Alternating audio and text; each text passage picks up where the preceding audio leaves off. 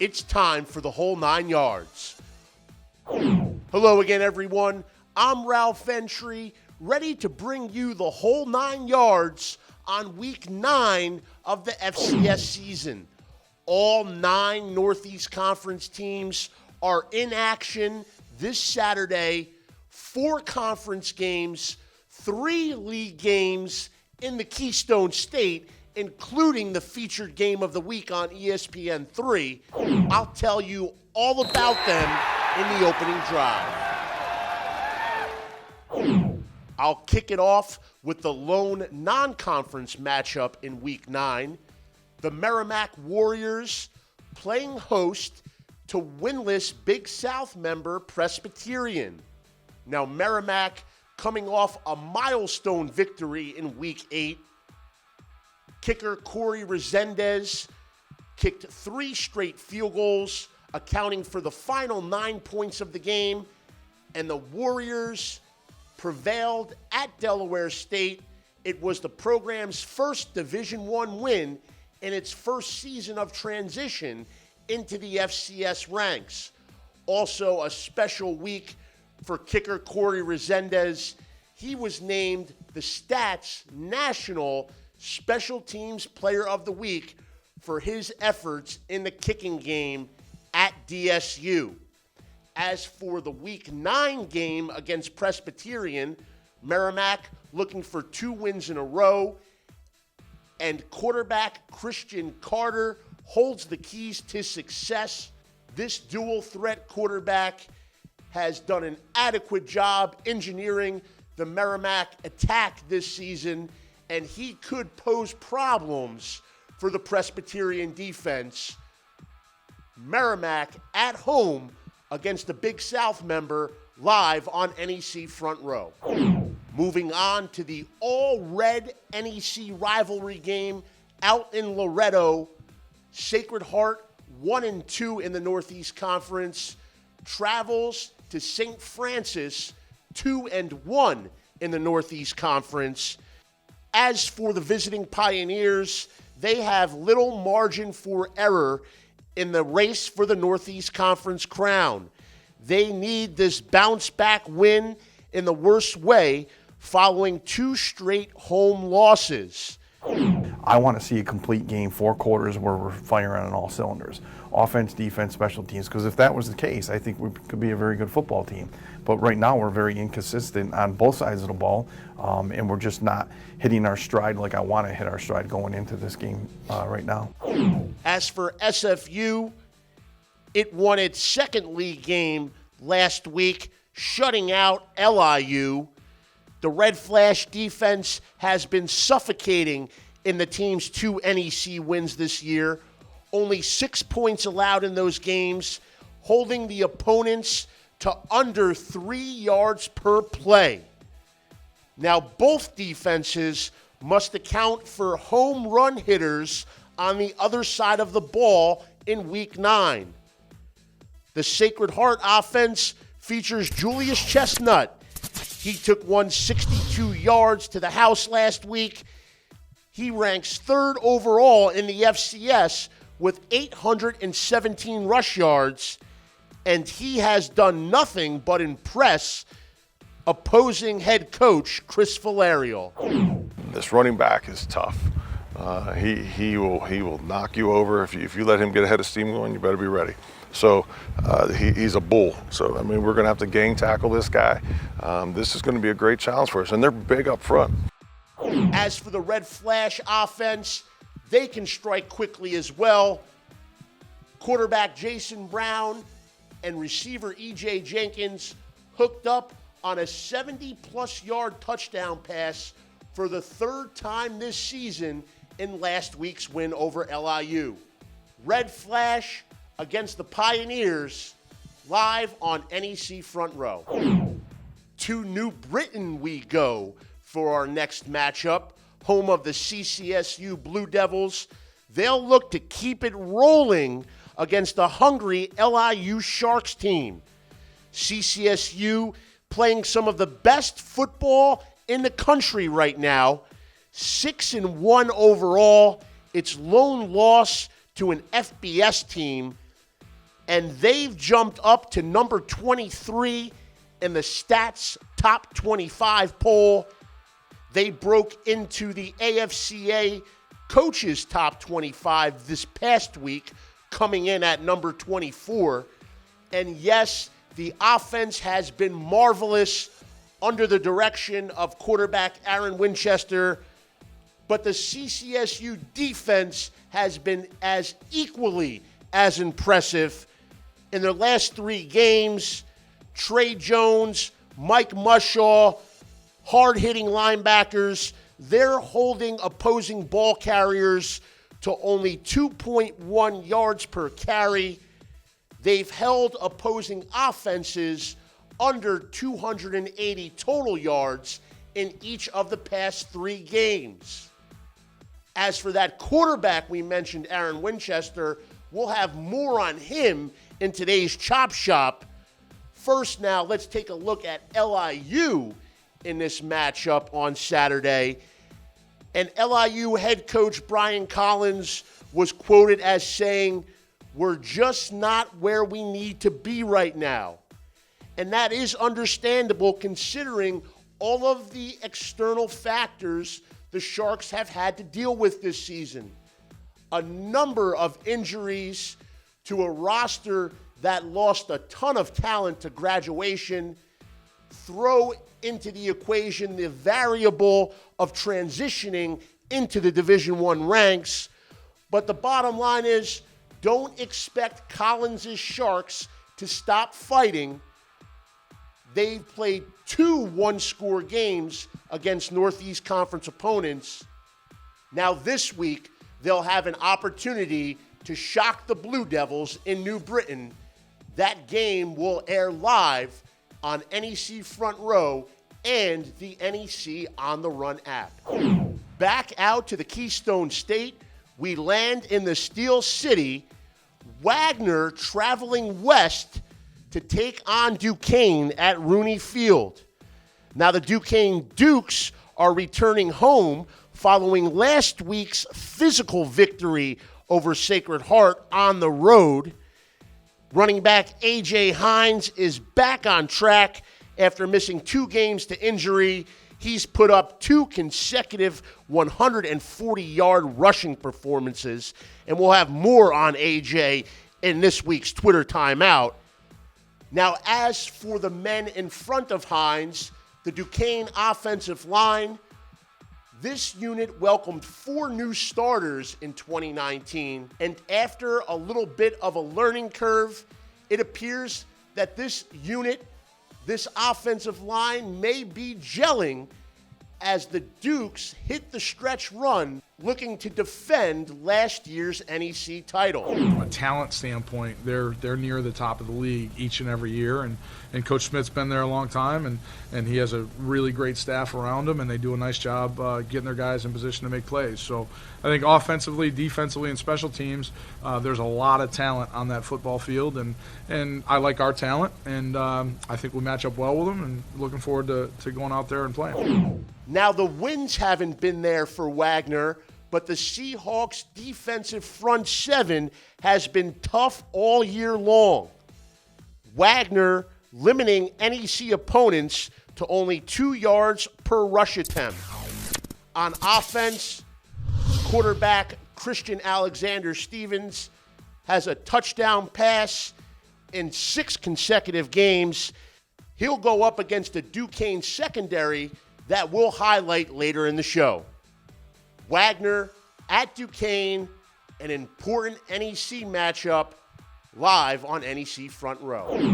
One more matchup to tackle, the featured NEC Game of the Week on ESPN3.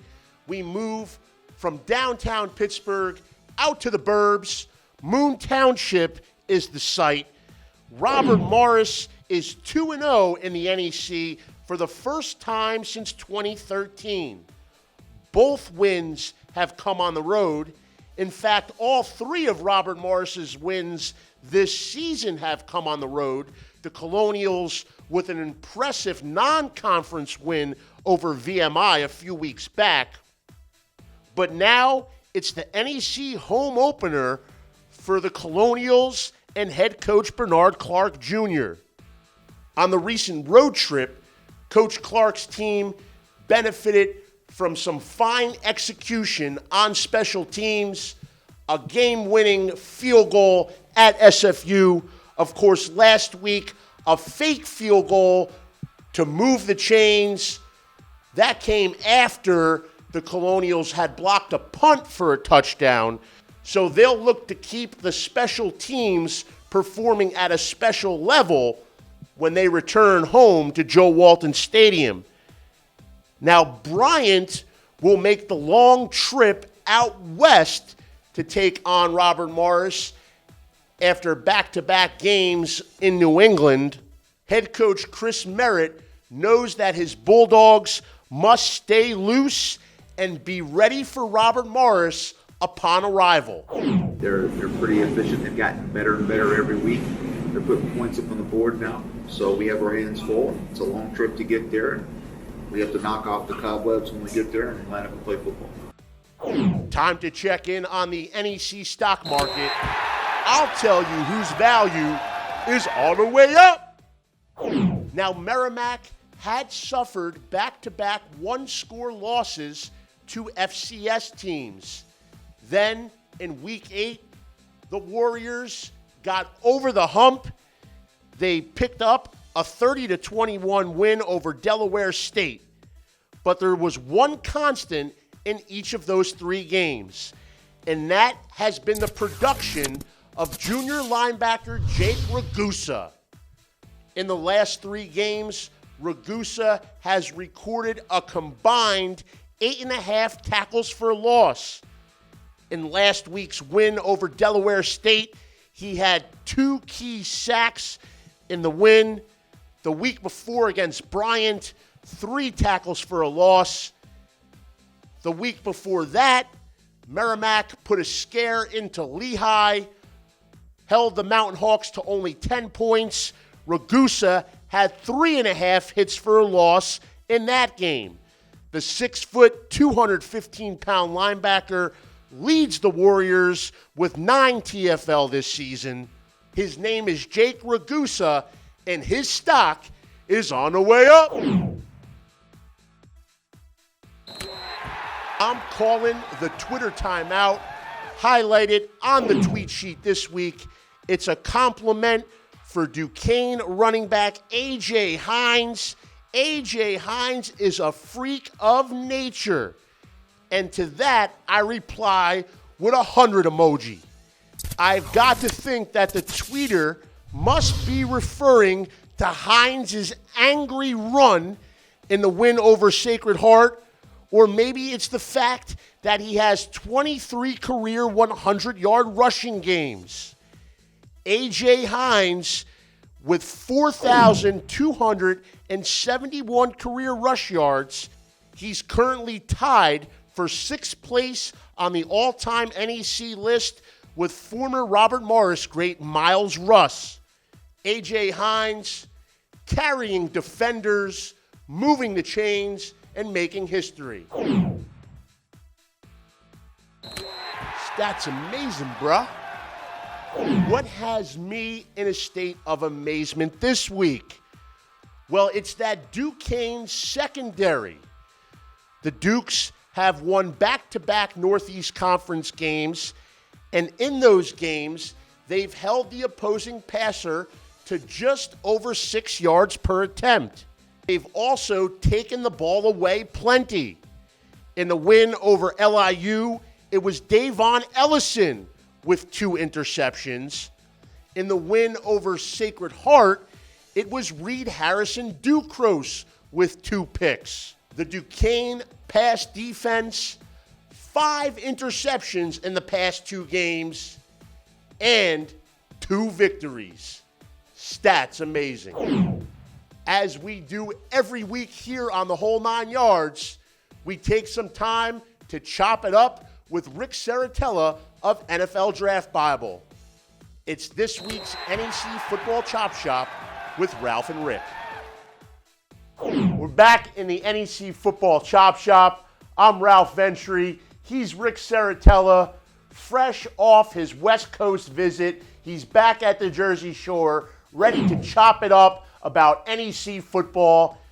2 huge results in Week 7. Central Connecticut coming off the top 25 appearance.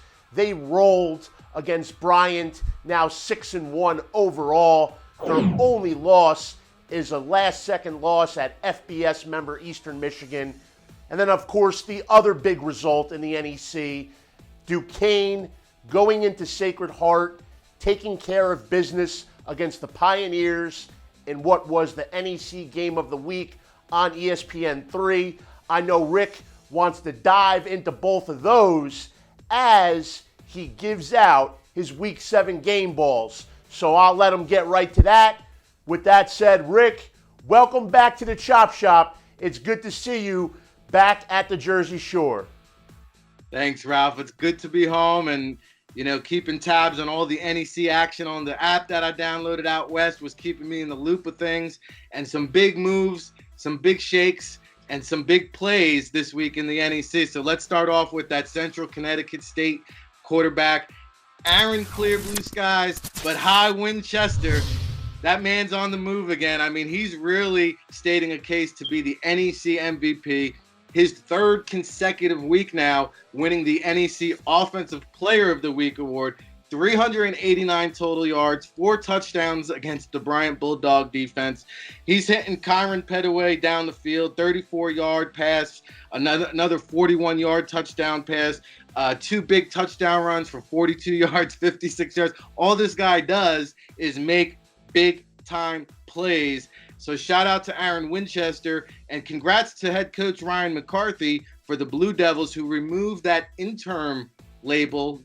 Great move by the Blue Devils. Great work by Coach McCarthy. Has these Blue Devils ranked 23rd now in the FCS top 25, and the team has not skipped a beat since head coach Pete Rasamata moved on. And then defensive game ball. We've talked a lot on the offensive side with this Duke's football squad, but Duquesne has some players on the defensive side. Most notably, this cornerback, Harrison Reed Ducros. We've spoken about him in the past. Not afraid to help out in the run. 3 tackles this past week, but more importantly, 2 key interceptions off of Logan Marchie, the NEC leading passer. So the former Boise State transfer, 3-star recruit coming out of Colleyville Heritage High School, making some noise once again this week for the Duquesne defense. Also added another pass breakup later on in the game. Get this, Ralph. He has not allowed a pass for over 15 yards all season long. 0 touchdowns against him. What's your featured matchup as we turn the page to Week 8? Who are you focusing in on this week in NEC football? Yeah, we're going to travel out to Robert Morris, as is ESPN3. It's a noon kickoff NEC game of the week as Bryant at Robert Morris. Robert Morris here, a dark horse contender, emerging 2 wins early on in the conference play. A lot in due because of this Elijah Jackson, the redshirt sophomore running back from Englewood, New Jersey. Englewood always up to no good. Paramus Catholic, Powerhouse High School. Ralph, he had 87 yards rushing this past week, the first time in the last 5 games that he's been held under that 100-yard barrier. Of course, Wagner with the stout defense, but 2 catches and out of the backfield puts him over 100 total yards, 87 rushing, 20 receiving, getting the job done once again. He now has 700 yards rushing here in this early season. We've talked about his teammate, Matt Gonzalez, who I like to call Gonzo.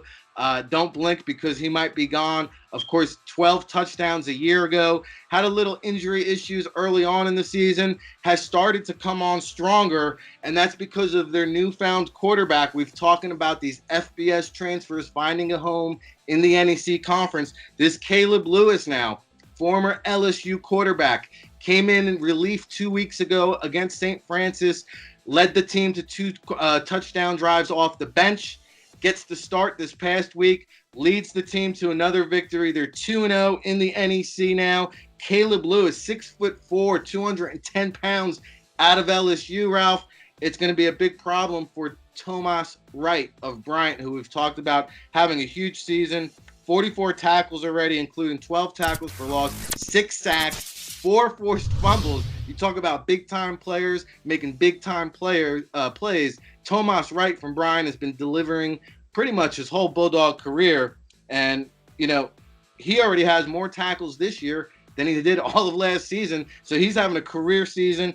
Tomas Wright is going to have his hands full trying to stop this now high-powered Robert Morris offense. And you know what? The statistics weren't gaudy. They weren't, loading up the box score with all these gaudy stats, but they're getting the job done. They're getting winning games, and they're getting rolling there with Bernard Clark, head coach at Robert Morris. You'll be watching that one. I'll actually be in attendance in Moon Township for that one.